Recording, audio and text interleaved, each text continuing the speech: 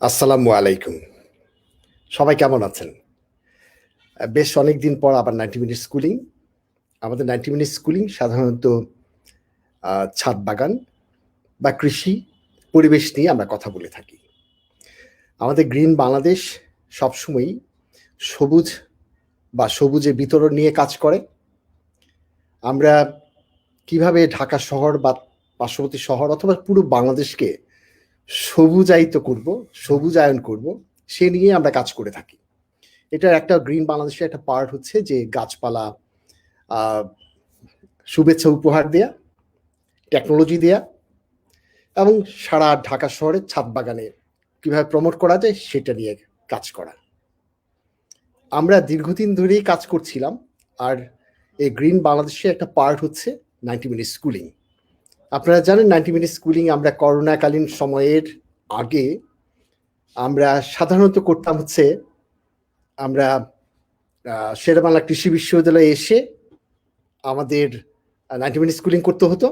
কিন্তু এখন আমরা করোনাকালীন সময়ের জন্য আমরা একটু ঝামেলায় আছি, তার জন্য আমরা লাইভে আসছি। লাইভে এসেও আমরা খুব রেসপন্স পাচ্ছি। আমাদের ভালো লাগছে যে সবুজকে ভালোবেসে আপনারা সবাই আমাদের এই 90 মিনিট স্কুলিংয়ের পাশে থাকেন। আপনারা সবাই মিলেই কিন্তু আমরা সবুজের আন্দোলনগুলো করে থাকি। গ্রিন বাংলাদেশ আমাদের এই পথযাত্রায় গ্রিন বাংলাদেশের যারা সদস্য আছেন তারা বিভিন্নভাবে কিন্তু সবাইকে সাহায্য করছেন। যেমন হচ্ছে আমরা যে সবুজে বিতরণ করি, আমরা কিন্তু নিজেরা কিছুই করি না। আমরা সবাই গ্রিন বাংলাদেশের সবাই মিলে আমরা আমাদের যে গাছপালা আমার কাছে যেটা বেশি থাকে সেটাই কিন্তু আমরা আরেকজনকে আমরা দেই। সেভাবেই কিন্তু সবুজে বিতরণ করে থাকি। আমরাই শুরু করেছি যে বাংলাদেশের সবাইকে গাছ উপহার দেয়া। আমরা উপহার দিচ্ছি দীর্ঘদিন ধরে, অনেক দিন ধরে কাজ করছি। তো আমি দেখছি আমার সাথে অনেকেই জয়েন করছেন। যারা জয়েন করছেন তাদেরকে আসসালামু আলাইকুম বলছি। আমি পরবর্তীতে আপনাদের এখানে যদি প্রশ্ন থাকে সেগুলির উত্তর দেওয়ার চেষ্টা করব। পাশাপাশি যেটা রিকোয়েস্ট করছি, আমি সবসময় রিকোয়েস্ট করি যে আপনার বন্ধুরা বা অনেকেই এই 90 মিনিট স্কুলিং অথবা গ্রিন বাংলাদেশের খুঁজে বেড়ায়। তারা লিঙ্কগুলো বিভিন্ন সময় পায় না অথবা ঝামেলা হয়ে যায় কখনো কখনো। সেগুলোর জন্য আমি বলছি কি যে আপনারা যদি সম্ভব হয় আপনাদের টাইমলাইনে আজকের যে অনুষ্ঠানটা আছে সেটা একটু শেয়ার করে দিতে পারেন। শেয়ার করে দিলে আমরা যারা আমাদের সবুজের যারা পছন্দ করেন তারা সবাই এখানে প্রশ্ন করতে পারবেন অথবা আমরা আমাদের কি বলে এটা আমাদের টেকনোলজি শেয়ার করতে পারবো। আমি প্রথমেই বলেছিলাম যে গ্রিন বাংলাদেশ সবসময় শুধুমাত্র গাছ অথবা সবুজের জন্য কাজ করে না, পরিবেশের নিয়ে কাজ করে। যেমন গ্রিন বাংলাদেশের সদস্যরা কখনো রাস্তায় থুতু ফেলে না, গাড়িতে চলার সময় হর্ন বাজায় না, টাকায় কখনো কিছু লিখে না। আরো মজার ব্যাপার হচ্ছে দুস্থ মানবতার সেবায় সবসময় গ্রিন বাংলাদেশের সবাই। শুধুমাত্র গাছপালা নিয়ে কিন্তু আমরা কাজ করছি না। যেমন একটা এক্সাম্পল দিই, গত 31শে ডিসেম্বর গ্রিন বাংলাদেশের সমস্ত মেম্বারদের সহযোগিতায় আমরা কিন্তু বাংলাদেশের 3টা জায়গায় আমরা শীতবস্ত্র তথা কম্বল আমরা পৌঁছে দিয়েছি। মজার ব্যাপার হচ্ছে আমরা যখন পৌঁছে দিচ্ছিলাম তখন গ্রিন বাংলাদেশের মেম্বার, এটা ওরা জানে। এই জিনিসটা জেনে আমার কাছে খুব ভালো লেগেছে। সবাই যে আপনারা আসবেন আপনাদের শীতের সময় কাজ, আমরা কিন্তু এই যে কম্বল দিয়েছি শুধু না, আমরা কখনো কখনো 2 টাকার স্বপ্ন পূরণ আমরা করে থাকি। আমরা বিভিন্ন রকমের ক্যাম্পেইন করে থাকি, রাস্তা পাশে গাছপালা লাগাই, ছাদ বাগানের টেকনোলজি দিয়ে থাকি। সবকিছু মিলে কিন্তু আমরা কাজ করছি। মানে হচ্ছে গ্রিন বাংলাদেশ হচ্ছে সবার ভালো থাকার একটা আন্দোলন। আমরা সবাই বন্ধু, আমরা সবাই পরিবেশকে খুব ভালোবাসি, আমাদের কৃষিকে ভালোবাসি। আমরা ছাদ বাগান নিয়ে আন্দোলন করছি। ছাদ বাগান কেন করছি সেটা প্রথম যদি একটা কথা বলতে চাই তাহলে হচ্ছে আমরা সুস্থ বিনোদন চাই। যে আমার তৃপ্তি, মনের ভালোবাসার জন্য একটা তৃপ্তি পাই, সেরকম ভাবে ছাদ বাগান করে পরিতৃপ্তি কিন্তু খুব সুন্দর আসে। বাংলাদেশের মানুষ কিন্তু ঝুঁকে পড়েছে ছাদ বাগানে। কারণ হচ্ছে খেয়াল করে দেখেন কতদিন হলো আমরা, অনেক দিন হলো সেই দিনের মতো আগের মতো সুস্থ বিনোদনের কোনো জায়গা খুঁজে পাই না। কত আর ফেসবুক, কত আর ছবি দেখা, তাই না? সো ছাদ বাগান করে আমরা কিন্তু অনেকেই ভালো থাকছি, সুন্দর থাকছি। আমরা বন্ধুত্ব বাড়ছে, একে অপরের পরিচিত হতে পারছি। আমরা সবার পাশে থাকতে পারছি, একজনের জন্য আরেকজনের ফিল করছি। কার ছাদ বাগানে কি হলো, কার ছাদ বাগানে কি ফুল ফুটলো, সেগুলো আমরা নিয়ে খুব সুন্দরভাবে আমরা আদান-প্রদানগুলো করছি গ্রিন বাংলাদেশের মাধ্যমে। গ্রিন বাংলাদেশের পথযাত্রায় যারা আপনারা শরিক হয়েছেন, তারা তো অবশ্যই মোস্ট ওয়েলকাম। তাদেরকে রিকোয়েস্ট করব আপনারা সবার কাছে পৌঁছে দিবেন আমাদের গ্রিন বাংলাদেশের সবার আন্দোলনের কথা। আপনারা জানেন 90 মিনিট স্কুলিং হচ্ছে গ্রিন বাংলাদেশের একটা ছোট্ট অংশ। এই ছোট্ট অংশটা মানে হচ্ছে এইরকম যে টেকনোলজি শেয়ার করা। আপনারা জানেন যে টেকনোলজি শেয়ার করতে গেলে কখনো কখনো ছাদ বাগান, কখনো পরিবেশ, এগুলো নিয়ে বিভিন্ন রকমের প্রশ্নগুলো উদয় হয়। সেই প্রশ্নের সলিউশনগুলো কিন্তু আমরা এই 90 মিনিট স্কুলিংয়ে দিয়ে থাকি। আজকে আমার কাছে অনেকেই প্রশ্ন করেছেন, সেই প্রশ্নের উত্তর তো অবশ্যই দিব, কিন্তু পাশাপাশি শুরুতেই আমি যে কথাগুলো বলতে চাই সেটা হচ্ছে একটু স্ক্রিন শেয়ার করে আপনাদেরকে, যেমন হচ্ছে কিভাবে বর্ধমিচা তৈরি করতে হয়, কিভাবে আমি গাছের যত্ন নিব, সমসাময়িক যে প্রবলেমগুলো আছে সেটা নিয়ে একটু কথা বলতে চাই। সেই কথাগুলো বলার জন্য আমি আপনাদের সবাইকে বলবো যে আপনারা সম্ভব যদি হয় আপনারা একটু আপনাদের টাইমলাইনে এটা শেয়ার করে দেন যেন বেশি মানুষ দেখতে পারে। সো আমরা দেখছি 90 মিনিট স্কুলিং ছাদ কৃষি বিষয়ক প্রশ্নোত্তর পর্ব। আমরা যেটা বারবারই প্রাউড ফিল করি যে আপনারা এটা পছন্দ করে আপনারা প্রশ্ন করেন, সেইগুলো উত্তর আপনাদের পাশে থাকার চেষ্টা আমরা করি। সবকিছু মিলিয়ে 90 মিনিট স্কুলিং এখন সবার পছন্দের। আপনারা যারা কষ্ট করে আজকে দেখছেন তাদের সবাইকে ওয়েলকাম, শুভেচ্ছা জানাচ্ছি। আর আপনাদের প্রশ্ন অবশ্যই করবেন, সেগুলো উত্তর দিব। আমি কয়েকটা বিষয় নিয়ে একটু আলোচনা করে দেখি। আমরা প্রায়শই এইরকম গাছের কিছু সমস্যা দেখি, সেটা হতে পারে স্ট্রবেরি গাছে, সেটা হতে পারে আপনার লাউ গাছে, সেটা আম গাছে, পেয়ারা গাছে, বড়ই গাছে, কুল গাছে, সবকিছু গাছেই সেই সমস্যাগুলো দেখা যায়। আমরা কখনো কখনো মনে করি যে এগুলো মনে হয় রোগ হয়েছে। আসলে রোগ না, খাবারের অভাব হয়েছে। খাবারের অভাব দুটো কারণে হতে পারে। একটা হচ্ছে মাটিতেই খাবারটা নেই, অথবা মাটিতে খাবারটা আছে কিন্তু আমার কোনো কারণে গাছ শিকড় দিয়ে তুলতে পারছে না। সেই দুটো তো এই ঘটনাগুলি ঘটে থাকে। সবকিছু মিলিয়ে আমরা যেটা বলতে যাচ্ছি যে এরকম খাবারের অভাব যখন হয় তখন ম্যাক্সিমাম সময়ে যে অভাবগুলো দেখা যায় সেটা মেইন কারণটা হচ্ছে মাটি থেকে খাবার তুলতে পারে না গাছ। কেন? কারণটা কি? মাটির পিএইচ কমে যায়, অ্যাসিডিক হয়ে গেলে অধিকাংশ গাছগুলো সাধারণত 5.5 থেকে 6.5 এর ভিতরে পছন্দ করে। গাছের নিউট্রিয়েন্ট অ্যাভেলেবিলিটি বাড়ে এবং শিকড় তুলতে পারে। কিন্তু সেখানে যখন পিএইচটা যখন কমে যায় তখন কিন্তু আর নিউট্রিয়েন্ট তুলতে পারে না। এর জন্য আপনারা সবসময় খেয়াল রাখবেন, যখন এই টবের মাটি তৈরি করবেন, গ্রামের মাটি তৈরি করবেন, ছাদ বাগান শুরু করবেন, অবশ্যই খেয়াল রাখবেন মাটির স্বাস্থ্যটার কথা। স্বাস্থ্যটার জন্য তার পরিমিত খাবার আছে কিনা সেদিকে খেয়াল করে আমি যেটা আপনাদের সাজেশন করব, যখনই আপনি টবের মাটি চেঞ্জ করবেন, গ্রামের মাটি চেঞ্জ করবেন, তখন এই মাটির সাথে একটু চুন মিশিয়ে দিবেন। চুন সেটা হতে পারে আমাদের যে কমনলি যে ক্যালসিয়াম কার্বনেট আমরা চুন ইউজ করি সেটা হতে পারে, কখনো কখনো ডলোমাইট হতে পারে। পার্থক্য শুধুমাত্র ম্যাগনেসিয়াম অ্যাডেড হচ্ছে ডলোমাইটের। জিপসাম দিলেও কিন্তু পিএইচ এর কম বেশি হয় না, কিন্তু জিপসামের ক্যালসিয়ামও আছে, সালফারও আছে। জিপসামের বেনিফিট কিন্তু অন্য একটা বেনিফিট আছে, সালফার পাচ্ছে, ক্যালসিয়ামও পাচ্ছে। কিন্তু পিএইচ কমানোর জন্য চুন অথবা ডলোমাইট আপনাকে দিতেই হবে। সো প্রথম কথাটাই হচ্ছে আপনাদের যে অবশ্যই পিএইচ বাড়ানোর জন্য, কমে গেলে আমরা যে কোনো সার দিই না কেন, যাক দিলে কিন্তু পিএইচ কমতে থাকে, আমাদের পিএইচটাকে একটু বাড়িয়ে দিতে হবে, সেটার জন্য চুন দিব। তাহলে মাটি তৈরি করার জন্য আমাদের প্রথম শর্তটা কি হলো? আমাদের মাঝে মাঝে চুন দিতে হবে। বছরে একবার মাটিতে চুন দেন, তাহলে দেখবেন আপনার গাছের অ্যাভেলেবিলিটি বেড়ে যাবে। এছাড়া কখনো কখনো যদি এইসব সমস্যাগুলো দেখা যায়, অনেক সময় মনে হয় যে খাবার একটু দিতে চাই, তাহলে urea TSP, muriate of potash আমরা দিয়ে থাকি, অথবা ইউরিয়া টিএসপির পরিবর্তে ড্যাপ সার দিতে পারেন, ডিএপি, ডাইঅ্যামোনিয়াম ফসফেট। আর আমাদের লাল সারটা মিউরেট অফ পটাশ তো আছেই। সম্ভব যদি হয় তাহলে সালফার, জিঙ্ক, বোরন সামান্য পরিমাণে। কেউ প্রশ্ন করেন বোরন, সালফার, জিঙ্ক এগুলো কি স্প্রে করব? দরকার নাই, মাটির সাথে টপ মাটি তৈরি করার সময় মিশিয়ে দেন, কারণ এটা স্লো রিলিজিং, অনেক দিন সময় লাগে। আস্তে আস্তে হোক না, গাছের অ্যাভেলেবিলিটি বাড়তে থাকুক। সেভাবে আপনারা মাটি তৈরি করার সময় একটু খেয়াল রাখবেন। আমার একটা কথা হচ্ছে যে আমরা ক্যালসিয়াম মাটিতে অ্যাড করতে চাই, তাহলে কখনো কখনো কেন আমরা বর্দমিচা কেন ব্যবহার করি না? বর্দমিচা কি মনে আছে? আমি কিন্তু অনেকবার আপনাদের সাথে শেয়ার করেছি বর্দমিচা কাকে বলে। বর্দমিচা কিছুই না, এই যে ক্যালসিয়াম কার্বনেট চুন, চুন আর তুতে, চুন আর তুতে, কিছুই না। চুন আমরা 100 গ্রাম চুন নিলাম, 100 গ্রাম চুন কিন্তু অনেক, 100 গ্রাম চুন, আবার 100 গ্রাম কপার সালফেট মানে তুতে। এই চুন এবং তুতে কোথায় পাওয়া যাবে? আপনার আশেপাশের দোকানগুলোতেই, পানের দোকানে চুন পাবেন, হার্ডওয়্যারের দোকানগুলোতে আপনি তুতে পাবেন। সেগুলো চুন 100 গ্রাম, তুতে 100 গ্রাম আপনি বাজার থেকে নিয়ে আসলেন, নিয়ে এসে আলাদা আলাদা পাত্রে 1 লিটার পানিতে, 1 লিটার পানিতে চুনটাও গুলিয়ে নেন 1 লিটার পানিতে, আবার তুতেটাও গুলিয়ে নেন, ভালোভাবে গুলিয়ে নেন, কারণ একটু গুলতে সমস্যা হয়।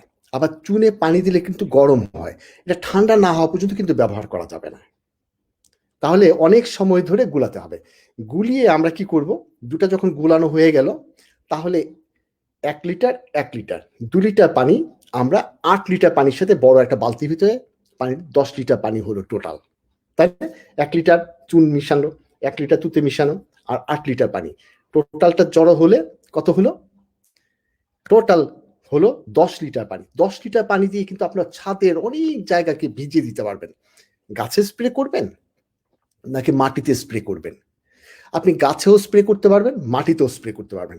আমার রিকোয়েস্ট কি, পাতা যখন ভিজিয়ে দিচ্ছেন তখন মাটিটাও একটু ভিজিয়ে দেন। মাটিতে চুন পড়লো, তাহলে কি হলো, মাটি চুন পড়াতে মাটিতে পিএইচটা একটু ভালো হবে, তাহলে ওই কাজটা হয়ে গেল, পিএইচ এর কাজ।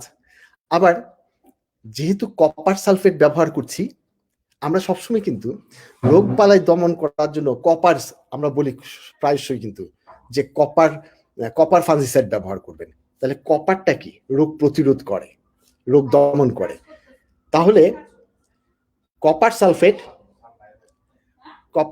বন্ধ করো দরজাটা, কপার সালফেট আমাদের এখানে অ্যাড করতে হবে। তুতে এবং কপার সালফেট দুটো জিনিস, চুন এবং কপার সালফেট দুটো মিশিয়ে আপনাকে অ্যাড করে দিতে হবে, তাহলে হয়ে গেল। সো এই জিনিসগুলো একটু মনে রেখে আপনারা যদি বর্দমিচা ঘরের ভিতরে তৈরি করেন, তাহলে সহজভাবেই কিন্তু কিছুদিন পর পর একটু, এখন 10 লিটার পানি হয়তো আপনার লাগবে না, তাহলে অর্ধেক অর্ধেক করে করেন, 5 লিটার পানির টেনশনে করেন, 100 গ্রাম না করে 50 গ্রাম 50 গ্রাম করে মিশিয়ে করেন, তাহলে হয়ে গেল। সো সেভাবে প্ল্যান করে আপনি কিন্তু আগাবেন। যখনই তৈরি করলেন, পানিতে অ্যাড করলেন, সবগুলো গুলে গেল, তারপর 8 লিটার পানিতে অ্যাড করলেন, করার পরে পুরোটা মিশিয়ে ফেলেন, 3-4 ঘন্টার মাঝেই কিন্তু এটা ব্যবহার করে ফেলতে হবে। তাহলে দেখবেন কতগুলো কাজ হবে। 1 নাম্বার হচ্ছে তুতের কারণে রোগ প্রতিরোধী ক্ষমতা হবে, সালফার মাটিতে অ্যাড হবে, ক্যালসিয়াম মাটিতে অ্যাড হবে, চুন যেহেতু অ্যাড হয়েছে, পিএইচ পরিমাণ বাড়বে। তো এটা হচ্ছে মিরাকল একটা, এক হচ্ছে অ্যাভেলেবিলিটি বাড়াচ্ছে, পাশাপাশি হচ্ছে রোগ প্রতিরোধ ক্ষমতা তৈরি করছে গাছে। তো আপনার গাছে যখনই দেখবেন ঘরে তৈরি করা এই বর্দমিচা ব্যবহার করবেন। মজার ব্যাপার কি জানেন, বর্দমিচাকে কিন্তু আমরা অর্গানিক বলে থাকি। তাহলে আপনি যদি গাছে স্প্রে করলেন, কিছুক্ষণ পরে গাছ থেকে তুলে এনে টমেটো, কিন্তু চেরি টমেটোটা মুখে দিয়ে দিতে পারবেন, খেতে পারবেন, কোনো অসুবিধা নেই। সো ভয়ের কোনো কারণ নাই।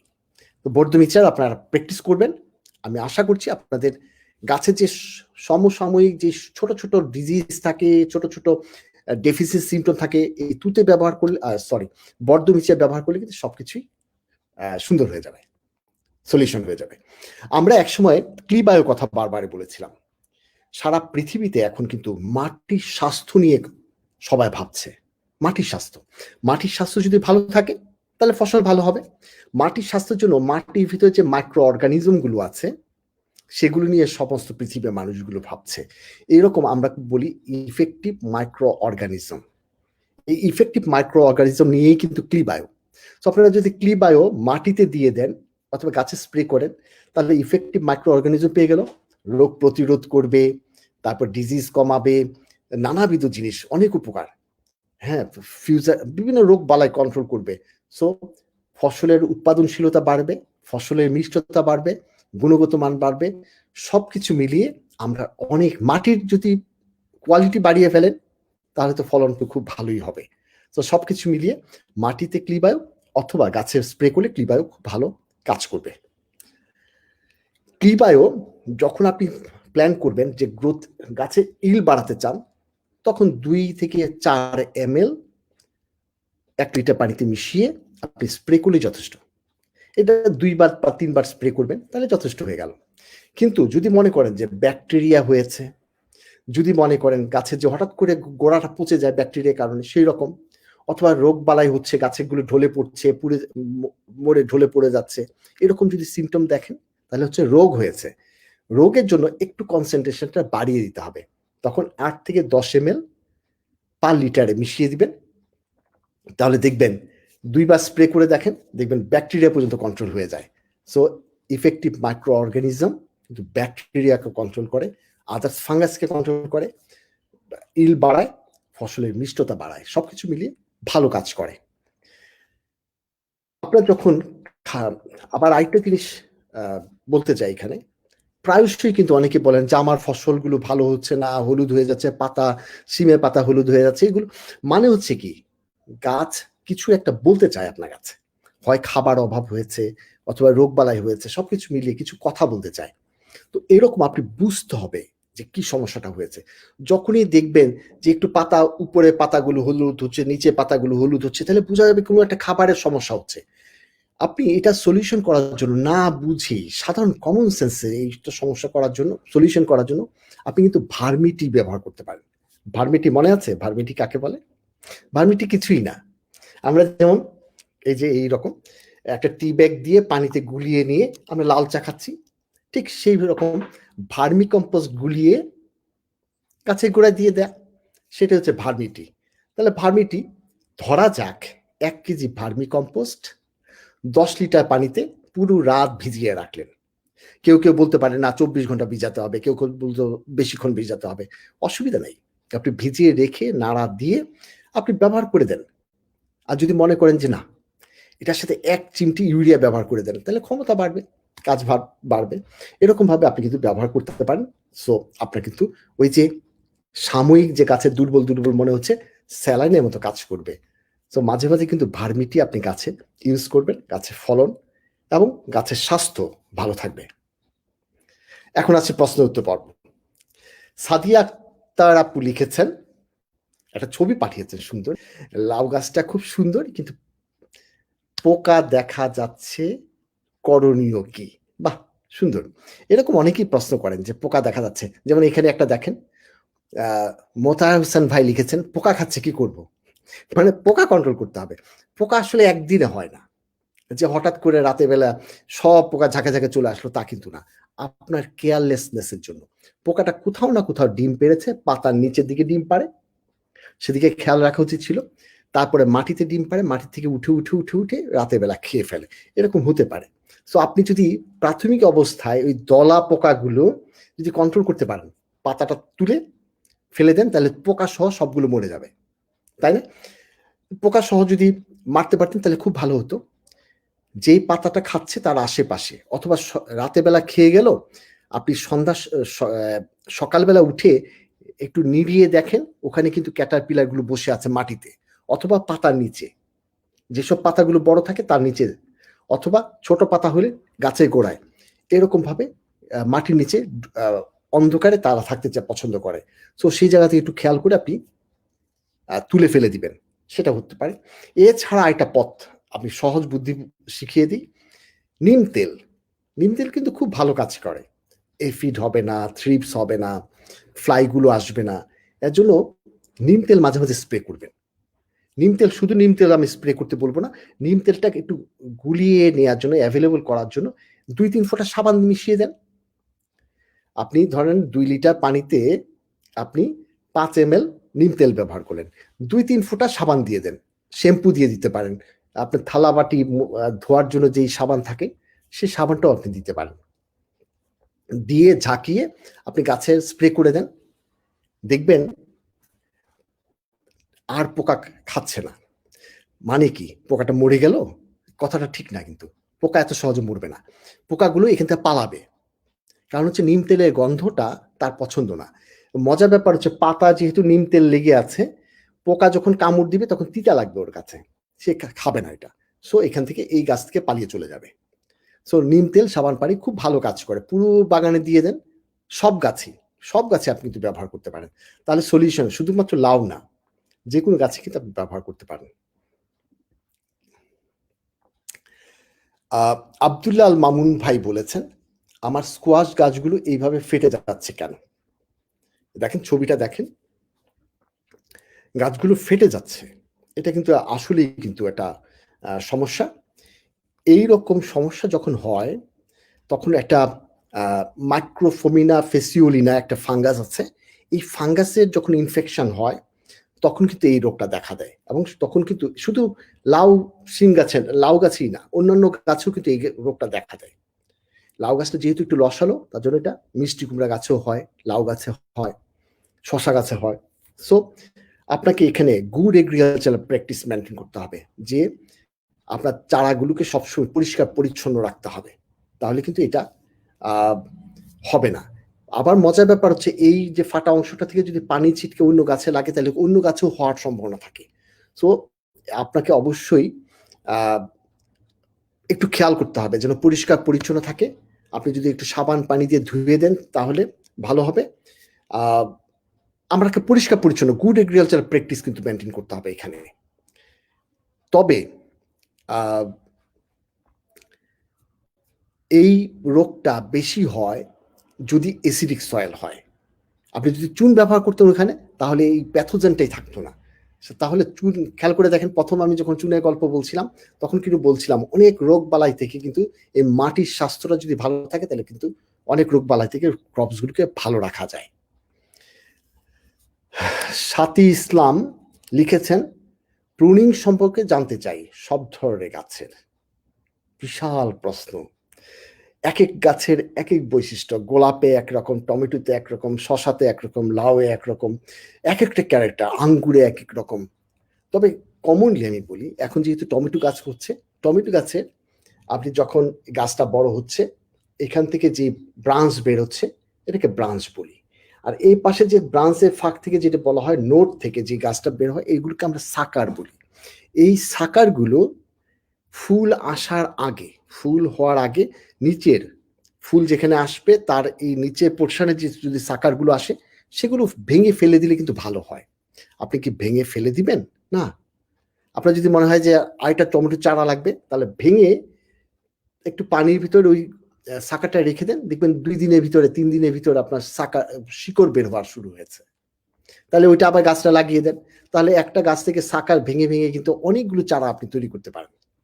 প্রিয় গাছ যদি থাকে সেখান থেকে কিন্তু সাকার তৈরি করতে পারেন। তো সাকার প্রুনিং করা টমেটো গাছের জন্য খুবই উপকারী। মনে রাখবেন, যখন গাছটা বড় হচ্ছে টমেটো গাছ, এখান থেকে আপনি সাকার পরিষ্কার করছেন, যখনই ফুল চলে আসলো আর সাকার কাটার দরকার নাই, এখন আপনার প্রোডাকশনের দরকার। সো ওই উপরের গুলো ফটোসিনথেসিসে সাহায্য করবে, তাহলে আর ফালানো মানে ভেঙে ফেলে দেওয়ার দরকার নেই। আবার শশা গাছ, লাউ গাছ, এগুলো ভিতরে অথবা আঙ্গুর গাছের এক এক রকম ভাবে প্রুনিং করতে হয়। বর্ষার শুরুতে ছেটে দিয়ে বিভিন্ন ভাবে করতে হয়।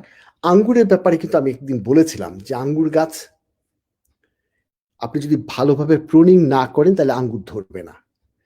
প্রুনিং করতেই হবে আঙ্গুর, ডালিম অথবা রোজ, তাদের প্রুনিংটা হচ্ছে মাস্ট, না হলে কিন্তু ফুল ভালো হবে না, আঙ্গুর ধরবে না, ডালিম ধরবে না। সো প্রুনিং আপনাকে করতেই হবে। প্রুনিং করার জন্য এখানে একটা ছবি দেখিয়েছি আমি ডান পাশে, আঙ্গুর গাছটা এখান থেকে মোটা হলো, এই পাশ থেকে ডাল দুইটা হলো, দ্বিতীয় বছর শুধু ডালগুলো উপরটা কেটে দিলাম। এইভাবে বিভিন্ন লেয়ারে কেটে দিয়ে ওগুলো দিয়ে কিন্তু চারাও তৈরি করা যায়। আমি এবছর প্ল্যান করেছি, আমার অনেক গাছ হয়েছে, আমি এই বছর প্রায় 500-600 গাছ বিভিন্ন জাতের আমি আঙ্গুরের চারা তৈরি করব এবং আপনাদেরকে সবার কাছে পৌঁছে দিব। সেভাবে কিন্তু গোলাপ গাছের শীতের আগে গোলাপ গাছের প্রুনিং করা খুব এসেনশিয়াল। এটাকে হার্ড প্রুনিং বলি, একদম সব ডাল কেটে ফেলতে হবে। মনে রাখতে হবে গোলাপ গাছ কিন্তু জয়েন করা, টি বাডিং করা, দুইটা গাছ, নিচেরটা থেকে কখনোই ডালপালা বের হওয়া দেওয়া যাবে না, কারণ হচ্ছে 7টা করে পাতা থাকে এখানে, আর এখানে কয়টা পাতা থাকবে হাইব্রিড গুলো? 5টা করে পাতা থাকবে। এখন এই পাতাগুলোর জায়গাগুলোতেই কাটতে হবে। নিচে যে 7 পাতা আছে এখানে কেটে দিলে কিন্তু উপরেটা পড়ে চলে যাবে, তাই না? তো এটা কিন্তু খেয়াল রাখতে হবে। আঙ্গুরের ক্ষেত্রে যেটা বলছিলাম আমি, কখন প্রুনিং করবেন? আমি যেমন গোলাপের কথা বললাম যে শীতের আগে আগে কাটলে শীতে ভালো ফুল হয়, বর্ষার আগে আগে কাটলে বর্ষায় ভালো ফুল হয়। তাহলে দুবার কিন্তু গোলাপের প্রুনিং করতে হয়। আঙ্গুরে তাহলে কখন করবেন? আঙ্গুর গাছে প্রুনিং করার জন্য সাবধান। এখন যদি প্রুন করে দেন, এখন কিন্তু ডরমেন্ট অবস্থায় আছে, সে বড় হতে ভাল লাগছে না তার, দেখবেন সব পাতা ব্রাউন হয়ে হয়ে ফেলে দিচ্ছে, সে নিজেই ফেলে দিয়েছে। সো এখন প্রুনিং করবেন না, প্রুনিং করবেন ফেব্রুয়ারি মার্চ মাসে, যখন ভিগর গ্রোথ হওয়া শুরু হবে। মার্চ মাসে যদি প্রুনিং করেন, জুন জুলাই মাসের দিকে গিয়ে আপনি কিন্তু প্রচুর ফল পাবেন, নতুন শাখায় নতুন ফল আসবে। তো সেদিকে একটু খেয়াল রাখবেন। তো প্রুনিং এর নিয়ে বিস্তারিত অনেক গল্প করা যায়, আজকে এতটুকুই করি। তো আবার রুট প্রুনিংও আছে, ওইসব অনেক কিছু আছে। সাদিয়া আক্তার লিখেছেন, ফুল হয় কিন্তু ফল হয় না, ফুল হয় ফল হয় না, এগুলো কিন্তু অনেকগুলো কারণ আছে। আমি কিন্তু লিখে রেখেছি 1G 2G 3G, এগুলো নিয়ে কি অনেক গল্প করেছি। একটু একটু দেখে আসি। আপনার যে ফুলটা দেখাচ্ছেন সেটা কিন্তু পুরুষ ফুল। পুরুষ ফুল মানেই হচ্ছে যখন গাছটা হয়, সব গাছে এই পুরুষ ফুল হবে। কোন কোন গাছে আমি একটু দেখি, কি কি সবজি। যেমন কাকরোল পটলে একটা কাকরোল গাছে পুরুষ হলে অন্য গাছে কিন্তু ফিমেল হয়, পটলও কিন্তু এরকম হয়। কিন্তু লাউ, চাল কুমড়া, শসা, চিচিঙ্গা এগুলো কিন্তু একটা গাছের ভিতরেই ফিমেল ফ্লাওয়ার হয়, মেল ফ্লাওয়ার হয়। আমরা শুধুমাত্র ওই যে লাউ, চাল কুমড়া, শসা, চিচিঙ্গা নিয়ে, ধুন্দুল নিয়ে এখন আমরা কথা বলছি, ঠিক আছে? তো এখানে 1G 3G, যখন গাছটা বড় হলো, একটা লাউ গাছ, শসা গাছ, এগুলো গাছটা এখান থেকে যখন 12 পাতা পর্যন্ত গেল, তখন পর্যন্ত দেখা যায় যদি ফুল আসে তাহলে সবগুলো কিন্তু মেল ফ্লাওয়ার হবে। মেল ফ্লাওয়ার হলে কিন্তু ফল হবে না, তাই তো? এখন ফল আনানোর জন্য আমার ফিমেল ফ্লাওয়ার লাগবে।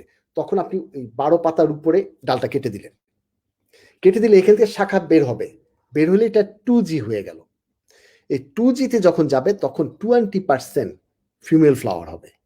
কৃষকরা এখানেই স্যাটিসফাইড না, কৃষক বলছে না আমাকে 80% লাগবে। তখন আবার মাথাটা কেটে দেন, 5 পাতা পরে কেটে দেন, তখন দেখবেন ওখানে 80% ফিমেল ফ্লাওয়ার হবে। ফিমেল ফ্লাওয়ার মানেই হচ্ছে ফল হবে। তাহলে গাছের 20% মেল ফ্লাওয়ার লাগবে পলিনেশনের জন্য, আর 80% দিয়ে আমাদের ফিমেল ফ্লাওয়ার, আমাদের ফল হলো। সো আপনি যদি ডালপালা না কাটেন লাউ, তাহলে কিন্তু ফল হবে না, মিষ্টি কুমড়া এগুলো ফল হবে না। সো এগুলো আপনি কাটবেন। সো একটু খেয়াল করে 1G 2G 3G পর্যন্ত গিয়ে আপনি কিন্তু কেটে কেটে একটার পর একটা ফল আনানোর জন্য চেষ্টা করতে পারবেন। সো সেদিকে কিন্তু খেয়াল রাখবেন। তারপরে যদি আপনার কাছে মেল ফ্লাওয়ার থাকে, তাহলে মেল ফ্লাওয়ারটা তুলে ফিমেল ফ্লাওয়ার হাতে পলিনেশন যদি করিয়ে দেন, তাহলে ফল ভালো হবে। সেটাও কিন্তু ইম্পর্টেন্ট, হ্যান্ড পলিনেশন করিয়ে দিলে ফল ভালো পাওয়া যায়। নুরুজ্জামান ভাই লিখেছেন, জানুয়ারি মাসে ড্রাগন ফল গাছের পরিচর্যা, মিশরীয় ডুমুর, বাড়ি 11 আমের পরিচর্যা। আসলে হচ্ছে জানুয়ারি মাসে এই ফলগুলোর কিভাবে পরিচর্যা করবেন, অনেক বড় প্রশ্ন। তবু আমি একটু চেষ্টা করি। জানুয়ারি মাসটা হচ্ছে কি, খেয়াল করে দেখেন, কিছুদিন পরে কিন্তু ফলের সিজন আসবে, আমের মুকুল আসবে কিছুদিন পরে। আর ড্রাগন গাছ কিন্তু, খেয়াল করেছেন আপনার, ড্রাগন গাছ কিন্তু এখন বড় হতে চাচ্ছে না, মানে সেও কিন্তু ডরমেন্ট অবস্থা, বর্ষায় যেভাবে বড় হয়েছিল এখন কিন্তু সেভাবে হচ্ছে না। বা ডুমুরের, তাহলে একটু ছবি দেখে দেখে গল্প করি। আপনার উত্তরটা আমি একটু পরে দিচ্ছি, আমার স্লাইডটা পিছনে চলে গিয়েছে। মহসিনা সুলতানা আপু লিখেছেন, ওনার স্ট্রবেরি গাছ দেখিয়েছেন। স্ট্রবেরি গাছগুলো দেখে আমার কাছে কেন যেন মনে হচ্ছে যে আপনার গাছ কিছুদিনের মাঝে কয়েকটা গাছ একদম মারা যাবে। আমার কাছে কেন যেন মনে হচ্ছে যে আপনার এখানে রোগে ধরেছে। রোগগুলো হতে পারে এইরকম, ফিউজারিয়াম হতে পারে, যে বা পাশের ছবিটা যেটা দেখা যাচ্ছে ফিউজারিয়াম হতে পারে, ভার্টিসিলিয়াম উইল্টো হতে পারে, এই দুটো দেখে মনে হচ্ছে। এগুলো সাধারণত মাটিতে থাকে, মাটিতে। সো আপনি এখান থেকে গাছটা তুলে অন্য গাছ যদি লাগান তাহলে ওই গাছটাও ধরবে, বা এখান থেকে সাকার নিয়ে যদি অন্য জায়গায় নিয়ে যান তাহলেও ধরবে। সো বাংলাদেশে কিন্তু মাটিতে ফিউজারিয়াম এবং ভার্টিসিলিয়াম প্রচুর পরিমাণে আছে, যার জন্য মাটিতে সবসময় আমি বলি যে মাটির স্বাস্থ্যটা একটু ভালো করে চেক করে নেওয়া দরকার। আপনি যদি চুন দিতেন, ইফেক্টিভ মাইক্রো অর্গানিজম ব্যবহার করতেন, তাহলে কিন্তু এইরকম ভাবে গাছগুলি মারা যেত না। আরেকটা জিনিস হচ্ছে, স্ট্রবেরি গাছ কিন্তু কম্পারেটিভলি পানি কম পছন্দ করে চারা অবস্থায়। পানি যদি একটু বেশি বেশি থাকে তাহলে কিন্তু ফিউজারিয়াম এবং ভার্টিসিলাম উইল দুইটাই কিন্তু দ্রুত ধরে। আর যদি মেঘলা আকাশ থাকে, টিপ টিপ করে বৃষ্টির মতো থাকে, তখন ফাইটোথরা আসে। সো আমার কাছে মনে হচ্ছে এখন যে ক্লাইমেটিক কন্ডিশন আছে সেখানে আমার কাছে মনে হচ্ছে আপনার এখানে ফিউজারিয়াম হয়েছে অথবা ভার্টিসিলাম উইল্ট হয়েছে। আপনি আমার কাছে মনে হয় যে মাটিগুলো ভালোভাবে নিড়িয়ে দেন। হাতের পাশে যদি রুব্রাল থাকে, রুভরাল প্রতি লিটার পানিতে 2 গ্রাম প্রতি লিটার পানিতে, ম্যাক্সিমাম ওষুধগুলো সেই রকমভাবে দিয়ে পুরো মাটিটা ভিজিয়ে দিতে হবে, পাতাগুলো ভিজিয়ে দিতে হবে। যেগুলো এফেক্টেড পাতা হয়েছে সেই পাতাগুলো সরিয়ে ফেলতে হবে। এছাড়া আপনার কাছে আমি জানি না ক্লিবায়ো আছে কিনা। যদি ক্লিবায়ো থাকে 4 ml করে আপনি গাছের গোড়ায় এবং পাতাগুলোতে ভিজিয়ে দেন। 4 ml পার লিটার দিয়ে ভিজিয়ে দেন। ক্লিবায়ো দিলে আপনার গাছগুলো আবার দেখবেন দ্রুত বড় হয়ে যাবে। সাইদা পারভিন আপু লিখেছেন, আমার 2টি প্রশ্ন আছে। 2টো প্রশ্ন বেশি কিন্তু করা যাবে না, 2টো প্রশ্ন আছে। 1 নম্বর প্রশ্নটা হচ্ছে, একটি সাগর কলা গাছ অনেক বড় হয়েছে কিন্তু ফল আসছে না, তার উপর পাতাগুলো কেমন যেন পুড়ে পুড়ে মরে যাচ্ছে, কি করণীয়? ছবিটা দেখি আপনার গাছের। আপনি বলেন যে গাছের ছাদ বাগানে গাছের ড্রামের ভিতর লাগিয়েছেন, পাতাগুলো যেগুলো ঠিক উপরের পাতাটা না, সাইডের পাতাগুলো, নিচের পাতাগুলো সাইড দিয়ে পুড়ে পুড়ে যাচ্ছে। মানে হচ্ছে কনফার্ম, আমি কিন্তু অনেকবার আলাপ করেছি যে সাইড দিয়ে পুড়ে পুড়ে যদি আসে তাহলে কিন্তু মিউরেট অফ পটাশ, লাল সারটার অভাব হয়েছে, পটাশ সারটার অভাব হয়েছে। সো আপনি আমি কেন বললাম একদম উপরের পাতাটা যদি এমন পুড়ে যেত তাহলে কিন্তু পানামা ডিজিজ হতো। সো এটা পানামা ডিজিজ না, এটা পটাশের ডেফিসিয়েন্সি সিমটম। সো পটাশের ডেফিসিয়েন্সি সিমটম হলে আপনি কি পটাশ সার দিয়ে দেন, তাহলে হয়ে গেল, মিউরেট অফ পটাশ দিয়ে দেন, তাহলে এটা সলিউশন হয়ে গেল। ভালোভাবে নিড়িয়ে দিতে হবে, মিউরেট অফ পটাশ দিয়ে দিবেন, তাহলে দেখবেন মিউরেট অফ পটাশ কি করে, আপনার ফুল ফল উৎপাদনে সাহায্য করে। তাহলে আপনার কলার মোচা আসবে এবং কলা ধরবে মিউরেট অফ পটাশ দিলে। দ্বিতীয় প্রশ্ন আপনার, একটি বড় টবে 2টি টমেটো গাছ, একটা অনেক বড় হয়ে হয়ে অনেক ফুল ও ফল এসেছে কিন্তু অপরটি বড় হচ্ছে না, গাছের মাথার পাতাগুলো একেবারে ছোট এবং ফুল এসে নষ্ট হয়ে যাচ্ছে। আমি ছবিটাকে বড় বড় করে করে আমি দেখেছি, বড় গাছটাতে ভাইরাস নাই, ছোট গাছটাতে ভাইরাস ধরেছে। এখন ভাইরাস কেমন করে আমি কনফার্ম হলাম? এটা তো নেমাটোডও হতে পারতো, এই যে পাতাগুলো ছোট হয়েছে কুকড়ে যাচ্ছে। যদি নেমাটোড হতো তাহলে 2টো গাছেই কিন্তু এক এক রকম ভাবে ডোয়ার্ফ হয়ে যেত। যেহেতু একটা বড় হয়েছে, ফল ফল আসতেছে, আরেকটাতে হয়নি, এটাতে ভাইরাস ধরেছে, এটাতে ভাইরাস ধরেনি, এই গাছটা দ্রুত আপনার সরিয়ে ফেলা ভালো। তাহলে কি দাঁড়ালো, এটা নেমাটোড না, এটা ভাইরাস।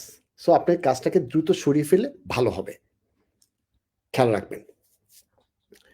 সো আপনি কিন্তু পাশাপাশি আরেকটা প্রশ্ন করে ফেলেছেন, তাহলে 3টা প্রশ্ন হলো, আপনি বলেছেন 2টো প্রশ্ন। যাই হোক, তৃতীয় প্রশ্নে যাচ্ছি। অন্য একটি টবে টমেটো নিচের দিকে কালো হয়ে যাচ্ছে, আমি 1 চিমটি বোরন পানিতে গুলিয়ে গাছের গোড়ায় দিয়েছি, আর কি করণীয় আছে?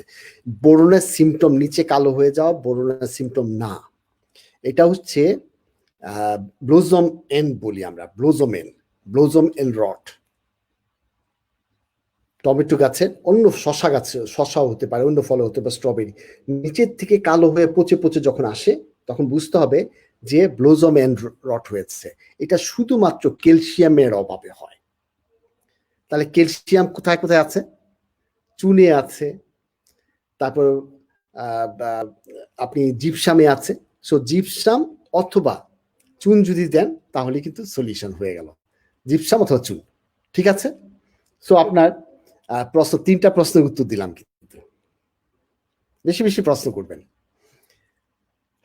মোহাম্মদ জুলফিকার ভাই লিখেছেন, এটা কাটিং থেকে করা, এখন এমন হয়ে যাচ্ছে মাদার প্ল্যান্টের পাতাগুলো কেমন যেন এরকমই হয়ে যাচ্ছে, কি করণীয়?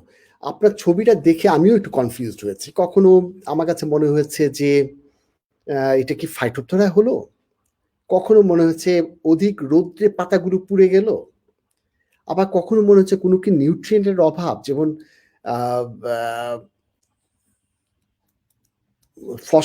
ফসফরাস সারের অভাব কিনা, এরকম আমি নিজেই কনফিউজড। তো আপনার কাছে আমি রিকোয়েস্ট করবো, যেহেতু আমি কনফিউজড, আপনি একটু নিড়িয়ে দিয়ে একটু সাবান পানি দিয়ে গাছটা ধুয়ে টুয়ে দেন। আমার কাছে মনে হচ্ছে যে তা দিয়ে রিকভার করবে। গাছের পুরো যেগুলো নতুন পাতাগুলো বের হবে সেগুলো আর মনে হয় এরকম হবে না যদি সাবান পানি দিয়ে একটু ধুয়ে দেন। আর রৌদ্র যদি পুড়ে যদি বেশি রৌদ্রের জন্য হয়ে থাকে, তাহলে এখন যে রৌদ্র আছে সেখানে নতুন পাতাগুলো আর পুড়বে না বলে আমার ধারণা। আমি এখানে আর নিজেই বলছি যে সরি, আমি আসলে খুব বেশি ভালোভাবে উত্তরটা দিতে পারিনি। আমি একটু স্টাডি করব আপনার এই ফুলটা গাছের অবস্থা নিয়ে, আমি স্টাডি করব এবং আমার কাছে এটা আমি ইনফরমেশন পেলে আপনাকে অবশ্যই জানাবো। আমার নিজের জন্য এটা জানা দরকার, কেন আমি কোনোভাবে সলিউশনটা খুঁজে পাচ্ছি না। আমি কথা দিচ্ছি জুলফিকার ভাই, আমি নিজে শেখার জন্য আমি একটু স্টাডি করে দেখি, উত্তর পেলে আপনাকে জানাবো। নুরুজ্জামান ভাই আবার লিখেছেন শীতে ড্রাগন লেবু ডুমুর। আচ্ছা, দুইবার মনে হয় আমি লিখেছি, এর জন্যই তখন আমি স্লাইডটা খুঁজে পাচ্ছিলাম না। তিনি কিন্তু ড্রাগন লেবু ডুমুর এগুলো পরিচর্যা নিয়ে বলেছেন। এবং একটা প্রশ্ন ছিল আমের ব্যাপারে আমি একটু কথাটা বলে নিই, তারপরে ড্রাগন লেবু এগুলোতে আসবো। আমের কিন্তু এখন মুকুল আসবে, পরিচর্যা কিন্তু আমার অনেক আগে থেকেই শুরু করা দরকার। এখন যেন এই শীতের পরপর গরমটা, আজকে এই যে কয়েকটা দিন শীত আছে, শীতের পরে কিন্তু টেম্পারেচার বাড়বে, টেম্পারেচার বাড়ার সাথে সাথে কিন্তু মুকুল আসা শুরু হয়ে যাবে। সো এখন কিন্তু আপনাকে পরিষ্কার পরিচ্ছন্ন গুড এগ্রিকালচার প্র্যাকটিস করতে হবে, গাছের যেন কোনো রকমের মুকুলে যেন পোকা না আসতে পারে, যেমন হপার যেন আক্রমণ না করতে পারে, এফিড যেন আক্রমণ না করতে পারে। তাহলে কি করণীয়? এখন আপনি নিম তেল সাবান পানি দিয়ে নিম তেল স্প্রে করবেন মাঝে মাঝে, তাহলে দেখবেন একদম পরিষ্কার পরিচ্ছন্ন থাকবে এবং দেখতে ভালো লাগবে, এর গাছে ফলন ভালো। এখন আসি ড্রাগন গাছে এরকম, তাই না? কিন্তু খেয়াল করে দেখেন, আপনার গাছগুলোর দিকে নজর দিয়ে দেখেন, এখন কিন্তু ড্রাগন গাছের গ্রোথ কিন্তু অনেকটাই কমে গিয়েছে। এবং কিছু কিছু গাছে এইরকম একটু শুকিয়ে হলুদ হয়ে যাচ্ছে, কখনো কখনো ব্রাউন হয়ে ভিতরে যে স্টেমটা আছে সেটার মতো বের হয়ে যায়, তাহলে কিন্তু ফলন কিন্তু অনেক কমে যাবে। সো এই রোগ হতেই দেয়া যাবে না। যে সবসময় খেয়াল রাখতে হবে, এটা না হওয়ার আগেই আপনাকে কিন্তু ব্যবস্থাটা করতে হবে। ক্লিয়ার? সো আপনাকে এখন করণীয় কি? আপনি এখন যে অবস্থায় আছে গাছগুলোকে, সেই গাছগুলোকে একটু ডায়ামোনিয়াম ফসফেট দিতেও পারেন, নাহলে নিম খৈল পাউডার গাছের গোড়ায় দিয়ে আপনি গাছে নিড়িয়ে দিয়ে, গাছটার এখন কিন্তু খাবার খুব বেশি দরকার নাই, এখন কিন্তু সে ডরমেন্ট অবস্থায় আছে। এই যে শীতটা চলে যাবে তখন থেকে কিন্তু প্ল্যান করবে জুন জুলাই মাসে কিভাবে ড্রাগন ফল উৎপাদন হবে। আপনাকে এখনই কিন্তু প্ল্যান করতে হবে যেন রোগ বালাই না হয়। নিচের যে কুশিগুলো আছে সেগুলো ছেটে দেন, ছেটে দিয়ে একটু সাবান পানি দিয়ে পরিষ্কার পরিচ্ছন্ন করে দেন, নিম তেল একটু স্প্রে করে দেন, তাহলে কিন্তু ভালো হয়ে যাবে। তাহলে ড্রাগন ফ্রুট গেল। তারপর লেবু আসি। লেবুতে দেখবেন এই এখন প্রচুর পরিমাণে গাছের পাতার ভিতরে দেখবেন সাদা সাদা দাগ পড়ে পড়ে এমন এমন গোল হচ্ছে, এগুলো হচ্ছে লিফ মাইনার আমরা বলি। লিফ মাইনার করে কি, পাতার ভিতরে ডিম পাড়ে, পাতার যে কিউটিকলের নিচে ডিম পাড়ে, ডিম পেড়ে চামড়াটার নিচে ডিম পাড়ার ফলে সেখান থেকে লার্ভা হয়ে এটা ভিতর দিয়ে খেতে খেতে খেতে খেতে হেঁটে হেঁটে ঘুরে ঘুরে যায়। এখন আপনি যদি এরকম হয় যে একটা পোকা খেটে খেটে হেঁটে হেঁটে যাচ্ছে, আপনি চাপ দিয়ে যদি একটা মেরে ফেলেন, তাহলে হেঁটে হেঁটে যাওয়ার পরে বেশি দূর না যাওয়ার আগে যদি আপনি মেরে ফেলতে পারেন তাহলেও কিন্তু কন্ট্রোল হবে। অথবা এই পাতাটাকে তুলে যদি ফেলে দেন তাহলেও কিন্তু কন্ট্রোল হয়ে যাবে। সহজ কিন্তু। লেবুর পাতার সুরঙ্গকারী পোকাগুলো এই সময়টায় আপনি দেখবেন একদম গাছের পাতা অনেক নষ্ট করে ফেলে, সেদিকে একটু খেয়াল রাখেন, তাহলে ভালো হবে। আমি এখানে আবার বলবো যে আপনি অবশ্যই একটু নিম তেল স্প্রে করে দিবেন। আমি বারবারই কিন্তু যত সলিউশন দিচ্ছি সেগুলো সবগুলো কিন্তু অর্গানিকের দিকে যাচ্ছি, কারণ হচ্ছে আমরা আমাদের পরিবেশের কথা ভাবি, আমাদের সবার স্বাস্থ্যের কথা ভাবি, মাইক্রো সয়েলে যে মাইক্রোবস গুলো আছে সেটার কথা ভাবি, এবং ফসলগুলো যেন স্বাস্থ্যসম্মত হয় সেই কথাই কিন্তু গ্রিন বাংলাদেশ সবসময় বলে। তার জন্য কিন্তু আমি অর্গানিক সলিউশন দিচ্ছি।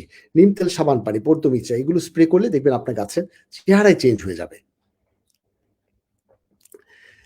আমি প্রথমে বলে নিচ্ছি, এই আপনার লিপ মাইনার যদি হয় তাহলে সাবান পানি স্প্রে যদি করেন তাহলে কিন্তু এই কন্ট্রোল হয়ে যাবে। সাবান পানি স্প্রে করে দিবেন। আর ইনসেকটিসাইড যদি ব্যবহার করেন তাহলে অবশ্যই বিধি মোতাবেক ওখানে গায়ে যে ওষুধগুলো যা লেখা আছে সেগুলো দেখে ব্যবহার করবেন। অবশ্যই সাবধানে ব্যবহার করবেন। নিজের স্বাস্থ্যের প্রতি খেয়াল রাখবেন। পরিত্যক্ত বোতলটা কোথায় রাখবেন, সেগুলো কিভাবে আপনি এটাকে ময়লার বালতিতে ফেলবেন না কোথায় ফেলবেন, সেগুলো প্ল্যান করে করবেন। সাবধান, বিষ মানেই হচ্ছে বিষাক্ত, আমাদের স্বাস্থ্য ঝুঁকি তৈরি করতে পারে। আরেকটা হচ্ছে লেবু কথা বলেছেন, ড্রাগন, তারপরে লেবু গাছের লেবুর উপরে কিন্তু সমস্যা তৈরি করতে পারে। এরকম দেখবেন স্ক্যাব তৈরি করে, মানে পুরো পাতাটা, আপনি ছাদে যান গিয়ে দেখবেন আপনার লেবু গাছেও হয়েছে, প্রচুর পরিমাণে সাদা হয়ে যাচ্ছে। এগুলো খুব আসলে এই স্ক্যাব যদি হয়ে যায় তাহলে এই লেবুটার বাজার মূল্য কিন্তু একদম জেরোতে নেমে আসে। সো আপনাকে অবশ্যই এটা প্রাথমিক অবস্থা থেকে যে কোনো একটা কপার ফাঙ্গিসাইড স্প্রে করবেন। ছোট থেকেই এটা স্প্রে করে দিলে তাহলে আর এটা হতো না। কপার ফাঙ্গিসাইড, আমি আবার বলছি, কপার ফাঙ্গিসাইড মানে হচ্ছে বর্দ্য মিক্সচার খুব ভালো কাজ করে। কপার ফাঙ্গিসাইড বাজার থেকে ফাঙ্গিসাইড কিনতে পারেন, কিন্তু বর্দ্য মিক্সচার একটা copper fungicide. So copper fungicide ব্যবহার করবেন। কপার ফাঙ্গিসাইড কোনগুলো? বর্দ্য মিক্সচার মনে আছে কিছুক্ষণ আগে যে বললাম, চুন আর হচ্ছে কপার সালফেট দিলেই কপার ফাঙ্গিসাইড তৈরি হয়, যেটা হচ্ছে বর্দ্য মিক্সচার। বাজারে অনেক রকমের কপার ফাঙ্গিসাইড পাওয়া যায়, সেগুলো ব্যবহার করতে পারবেন, কিন্তু সাবধান, আপনার স্বাস্থ্য ঝুঁকি মেনে চলবেন। একটা প্রশ্ন ছিল ডুমুর নিয়ে, এই সময় কি করণীয়? এই সময় ডুমুরও কিন্তু একটু ডরমেন্ট অবস্থায় থাকে, তাহলে এখন খুব বেশি ভাবার দরকার নাই, শুধুমাত্র পরবর্তীতে ফলনটা আসার জন্য ভাবতে হবে আমাদের। আপনি অবশ্যই জানেন যে ডুমুর কাটিং করলেই কিন্তু গাছ করা যায়। আপনি কাটিং করতে পারেন, এই শীতটা একটু কমে যায়, তারপরে কাটিং করতে পারেন। কাটিং এ কিন্তু 4-5 মাস পরেই কিন্তু এটাতে ফল দিতে থাকে। প্রচুর পরিমাণে কাটিং আপনি করতে পারেন। কাটিং মানে কেটে লাগিয়ে দেয়া। জৈব পদার্থ সমৃদ্ধ মাটিতে অবশ্যই লাগাতে হবে। আপনি যদি শীতটা চলে যাক, শীতের পর 10 থেকে 15 দিন মানে 15 ডেজ ইন্টারভ্যালে মাঝে মাঝে যদি আপনি খৈল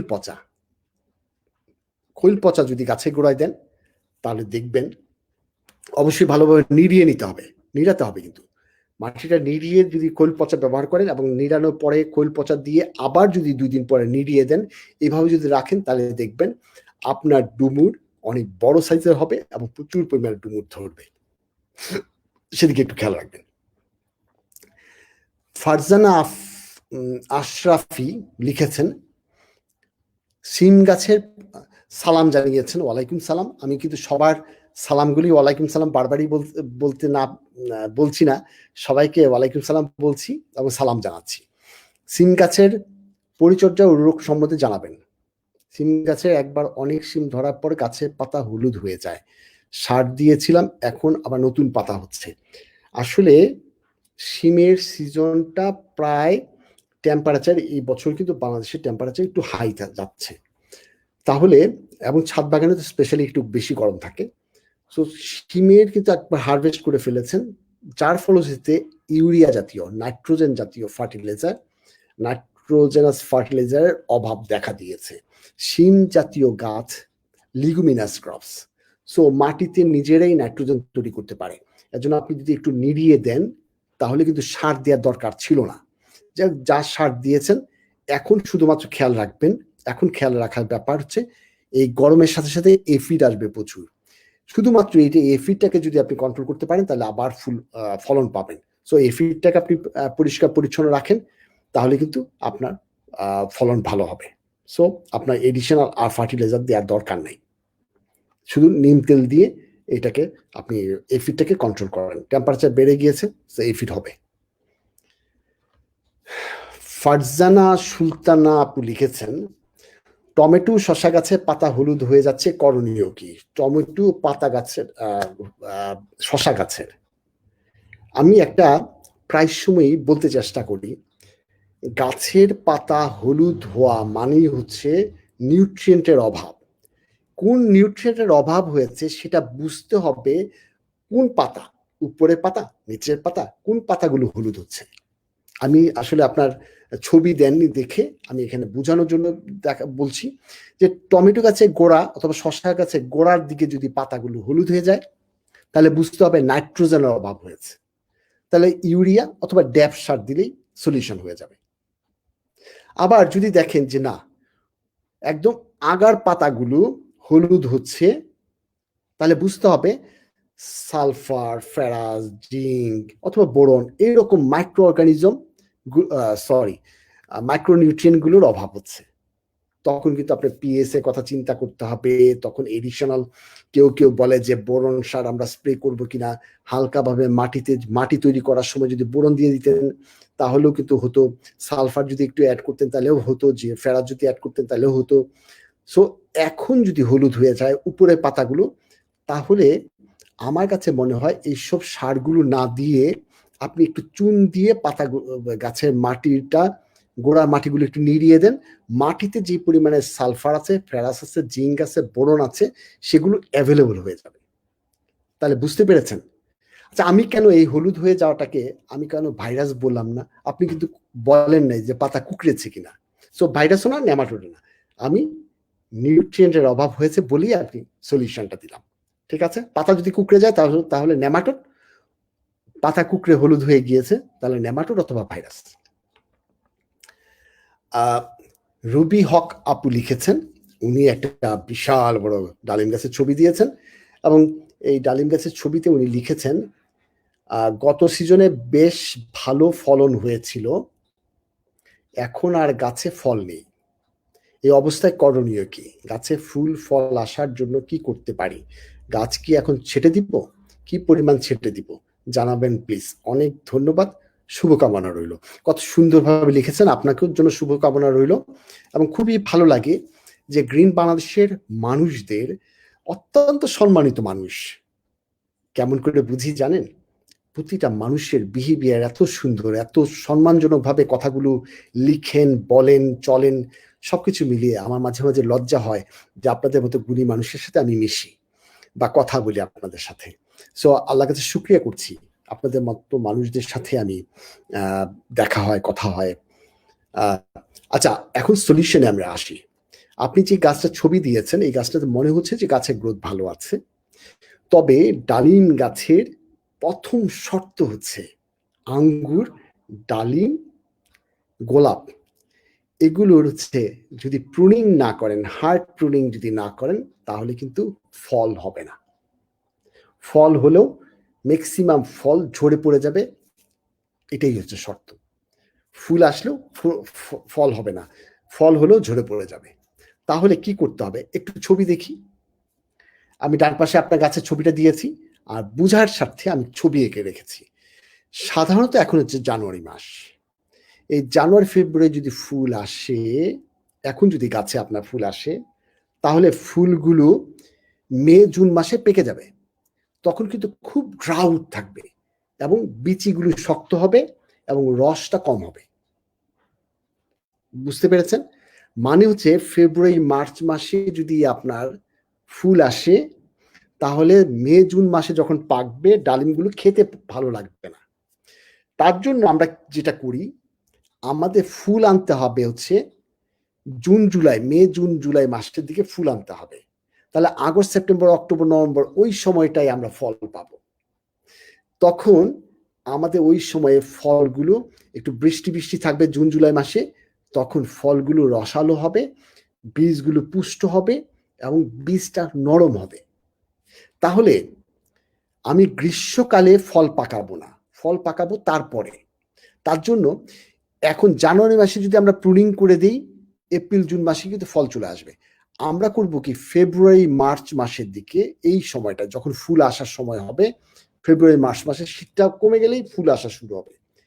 তখন এখন হচ্ছে জানুয়ারি মাস, আগামী মাস বা তারপরে মাসে আপনি একদম নিচে থেকে 1.5 ফিট উচ্চতায় আপনি সব ডাল কেটে দিবেন, পাশের ডালও কিছু কেটে দিবেন, কয়েকটা পাতা থাকবে, দেখবেন আবার নতুন করে গজাবে।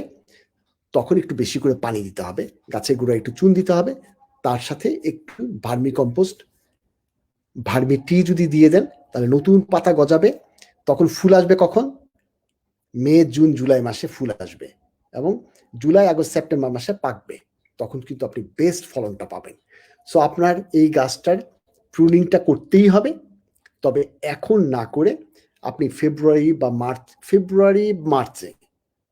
লাস্টের দিকে অথবা মার্চের ফার্স্ট উইকে আপনি হার্ড প্রুনিং করে দিবেন।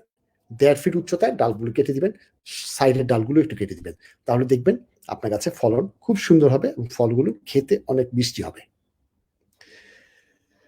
রুবিনা আক্তার আপু লিখেছেন, আমার পেঁপে গাছে স্ত্রী ফুল আসে, আমি পলিনেশন করিয়ে দেই, পটাশ, ড্যাপ, টিএসপি সার দিয়েছি, তবু পড়ে যাচ্ছে, আমার আরো 2টা পেঁপে গাছে পেঁপে আছে। সুন্দর প্রশ্ন। আসলে পেঁপে গাছে বিহেভিয়ার অদ্ভুত বিহেভিয়ার, 5 রঙের বিহেভিয়ার দেখায় বা তার চেয়ে বেশি। এর মাঝে মেল ফুল যদি হয় তাহলে বড় ডাটা থাকে, তখন পড়ে যায়। ফিমেল যদি হয় তাহলে ফিমেলটা পলিনেশন হলে পড়ে যায়, মানে মেল গাছ লাগবে, তাই না? আমরা যে থাইল্যান্ডের একটা আমাদের যে জাত আছে, ঠিক এই মুহূর্তে মনে পড়ছে না নামটা, যাই হোক, যে লাল ইয়েটা রেড লেডি কিন্তু মেল ফিমেল একটা ফুলের ভিতরে, তার জন্য নিজে পলিনেশন হয়, সেল পলিনেশন হয় এবং তাতে ফলটা হয়। আর মজার ব্যাপার হচ্ছে আপনারটা মনে হচ্ছে শুধু ফিমেল, মেল ফ্লাওয়ারের কম দেখে ফিমেল গাছটাতে ফল টিকতে পারছে না। আমি আশা করছি যেহেতু পাশে গাছ আছে ওখান থেকে কোনো না কোনোভাবে পলিনেশন হবে, আপনি অপেক্ষা করেন, গাছে শুধুমাত্র যেন কোনোভাবেই কি বলে ভাইরাসে অ্যাটাক না করতে পারে সেদিকে একটু খেয়াল রাখেন। তাহলে ভাইরাস অ্যাটাক না করতে হলে কি করতে হবে, পোকা যেন না আসে, পোকা না আসার জন্য কি করতে হবে, নিম তেল স্প্রে করতে হবে, মাঝে মাঝে নিম তেল স্প্রে করে দেন, উপকারী পোকাগুলো হেঁটে হেঁটে আপনি পলিনেশন করিয়ে দিবে, ফলটা টিকে যাবে, সেদিকে একটু খেয়াল রাখলেই হয়ে গেল। আমরা অনেকক্ষণ ধরেই কিন্তু অনেক গল্প করছি, সো অনেক গল্প করছি, আমি দেখছি যে অনেকেই এখানে জয়েন করেছেন।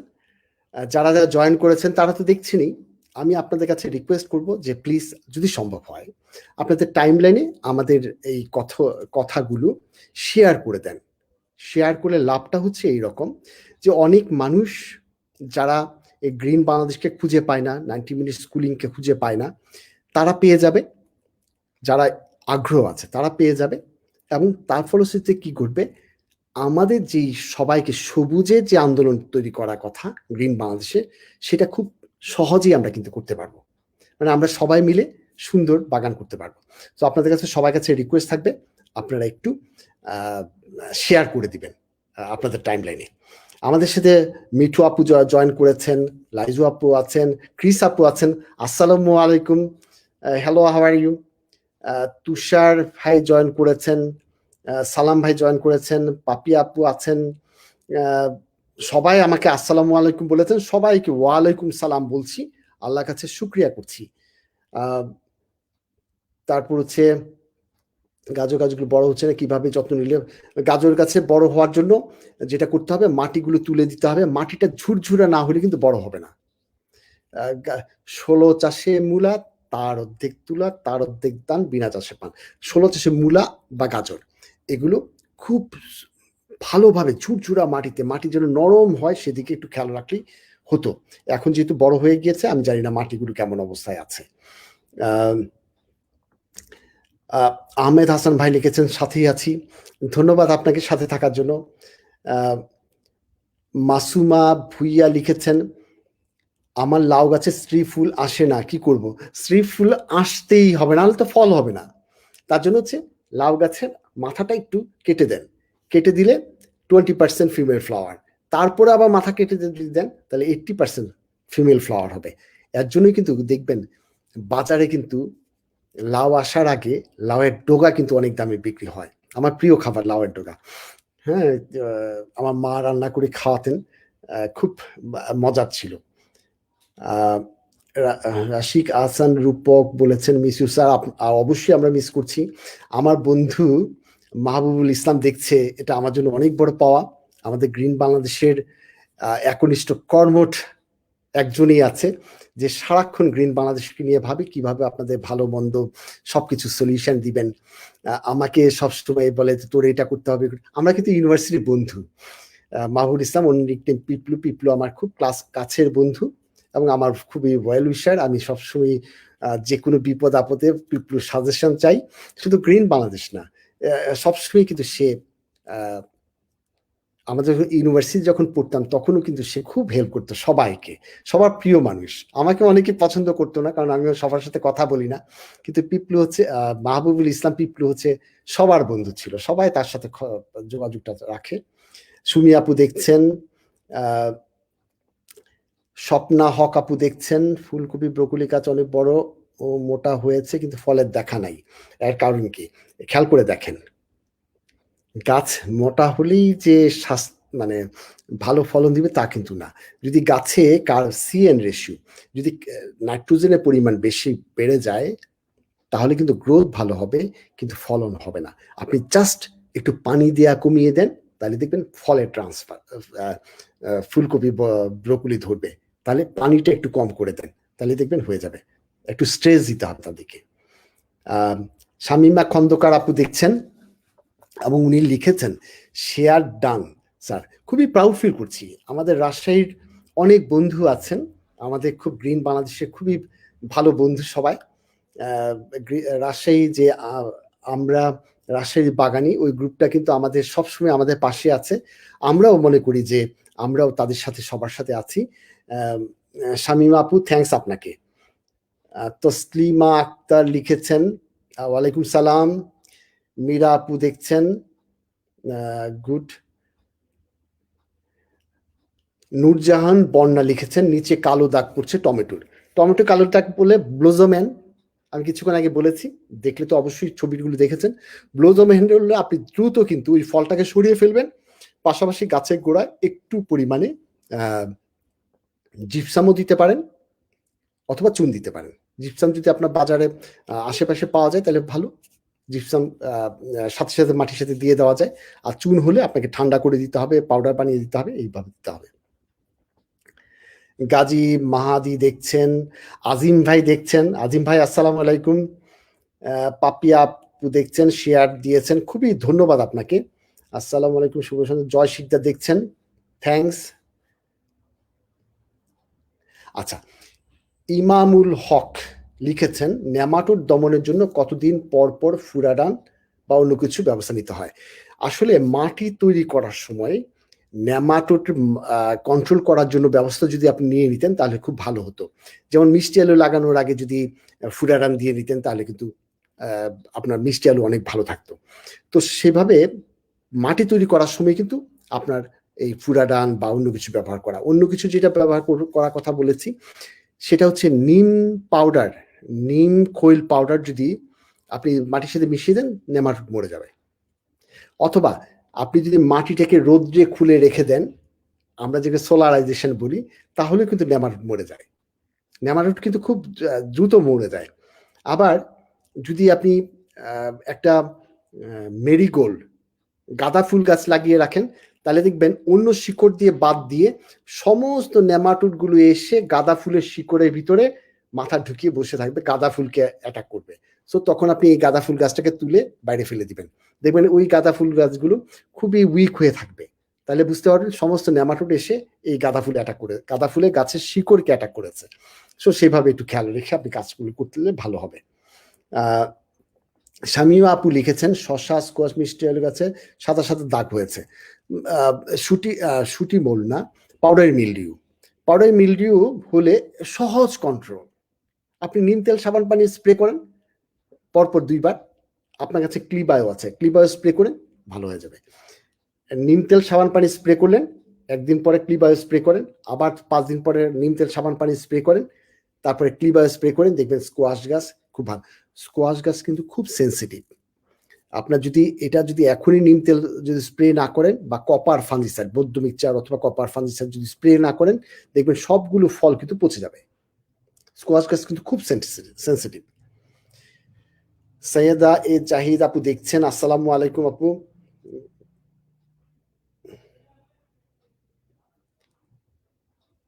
আচ্ছা, জয় শিকদার ভাই কিন্তু একটা কমন সমস্যা নিয়ে বলেছেন। এবছর আসলেই কিন্তু আমাদের সবজিগুলো দ্রুত বড় হচ্ছে না, কারণটা কি জানেন?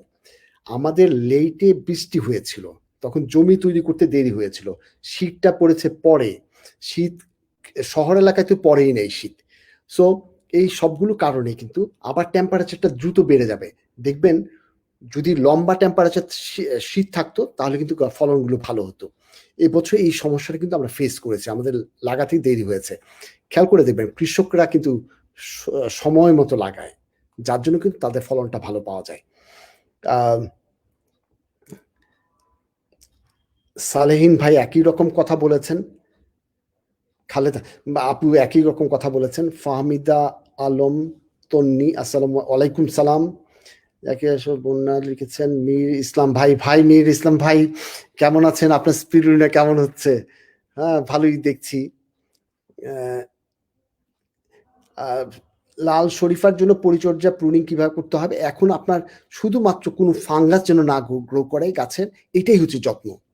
শরীফা আতা গাছের যত্ন হচ্ছে শুধুমাত্র মরা ডালপালা থাকবে না, আপনি মাঝে মাঝে নিম তেল সাবান পানি স্প্রে করবেন, যদি সম্ভব হয় বর্ধমিচা স্প্রে করবেন।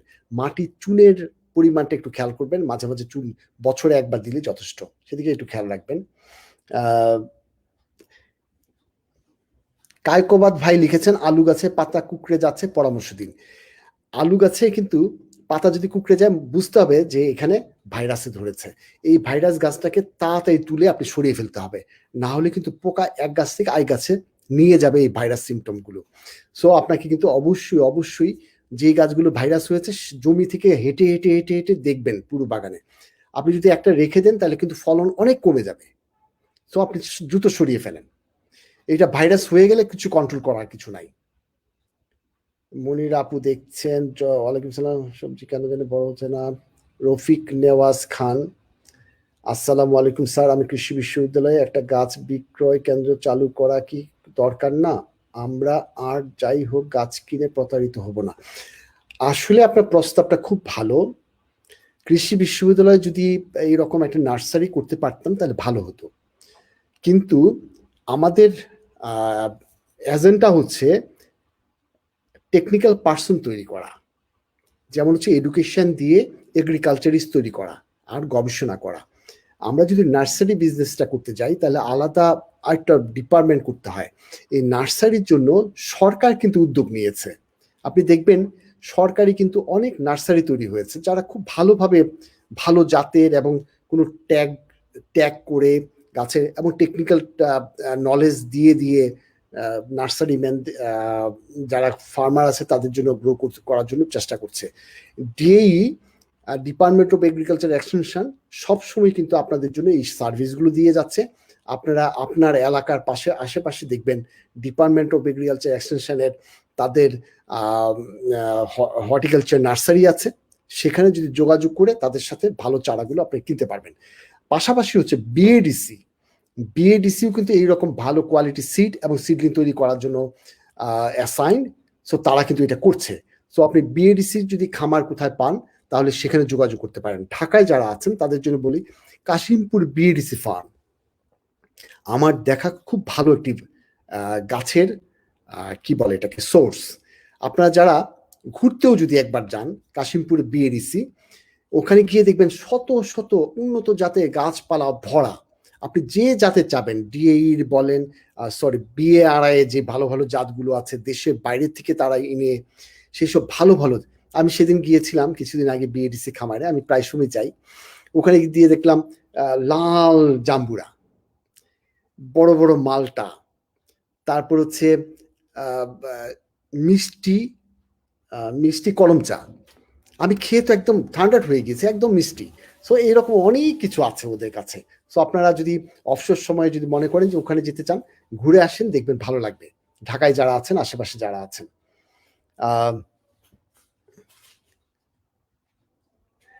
সাদিক সোহাগ ভাই লিখেছেন প্রতি শুক্রবারে, আসলে প্রতি শুক্রবারে আসতে চাই, আমরা তো চেষ্টা করি, কিন্তু আদারওয়াইজ একটু শিক্ষক মানুষ, আমাদের তো ক্লাস অনেক কিছু থাকে, সো আমরা চেষ্টা করব ইনশাআল্লাহ। সাদিয়া আক্তার আপু লিখেছেন 2G কাটিং করছি তাও মেইল ফুল, 3G করে দেন, দ্রুত আপনি 3G করে দেন তাহলে হয়ে যাবে। আর যদি তারপরেও কিছু কাজ না হয় তাহলে আপনার কাছে নাইট্রোবেনজিন, ফ্লোরা এসিআই ফ্লোরা যে আছে, ফ্লোরা একবার স্প্রে করে দেন। ফ্লোরা এসিআই ফ্লোরা আছে, ওটা স্প্রে করে দেখেন, দেখবেন আপনার ফ্লাওয়ারিং বেশি হবে।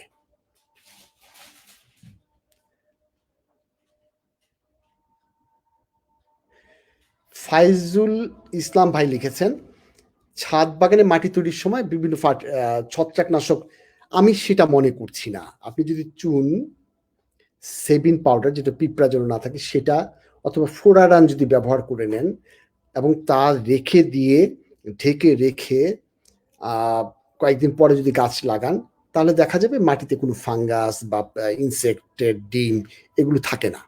তখন দেখা যাবে রোগবালাই এমনি কমে যায়। সো আমার কাছে মনে হয় না কোনো ফাঙ্গিসাইড দেওয়ার দরকার আছে। যদি সম্ভব হয় ইফেক্টিভ মাইক্রো অর্গানিজম যেমন ট্রাইকোডার্মা, যেমন ক্লিবায়োর ভিতরে অনেকগুলো ইফেক্টিভ মাইক্রো অর্গানিজম আছে, এগুলো মাঝে মাঝে স্প্রে করে দিয়ে আপনি কিন্তু সয়েল হেলথ বাড়াতে পারেন।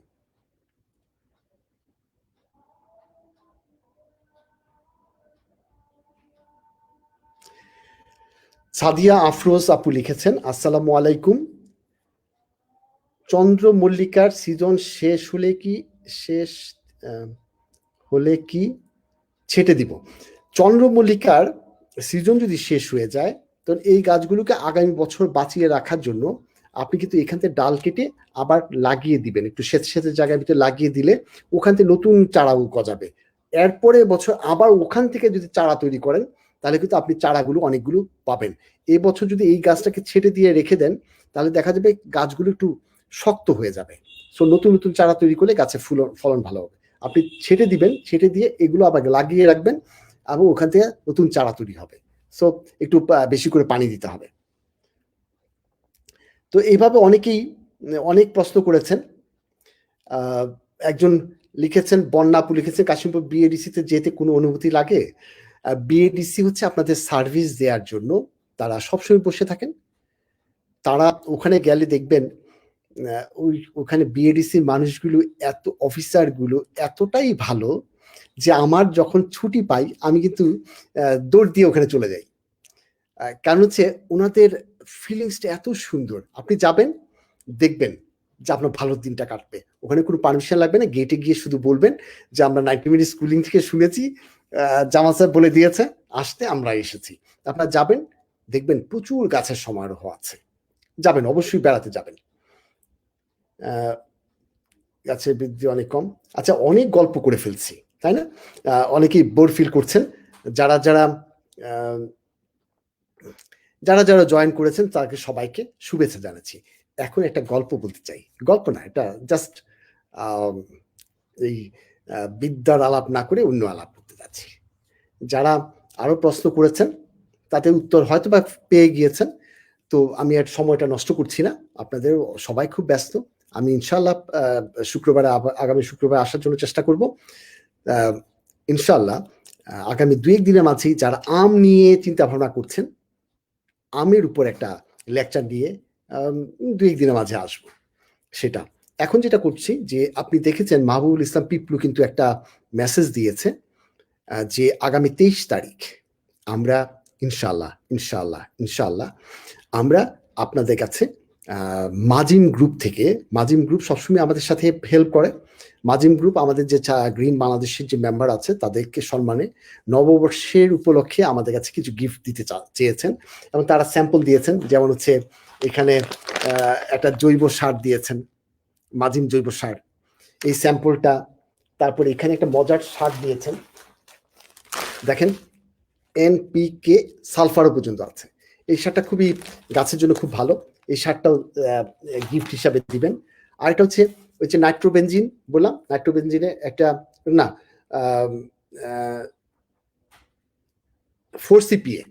4CPA দিয়ে, এটাও খুব উপকারী একটা গ্রোথ হরমোন।